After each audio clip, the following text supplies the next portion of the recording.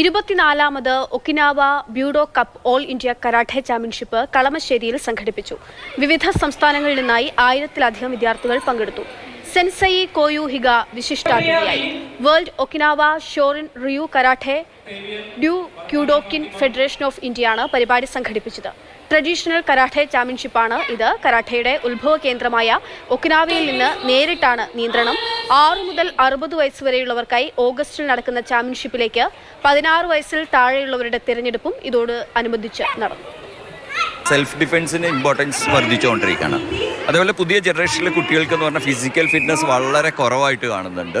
അതേപോലെ ഹൈപ്പർ കൂടി വരുന്നുണ്ട്. കോൺഫിഡൻസ് ലെവൽ കൂട്ടുക, സെൽഫ് ഡിഫെൻസിൻ്റെ ടെക്നിക്സ് കൂടുതൽ മനസ്സിലാക്കുക, അച്ചടക്കം ഉണ്ടാക്കുക എന്നീ ഈ ഒരു കാറ്റഗറി എല്ലാം ഒരു റൂഫിൽ കൊണ്ടുവരുന്നതാണ് ഒക്കിനാവൻ കരാട്ടെ.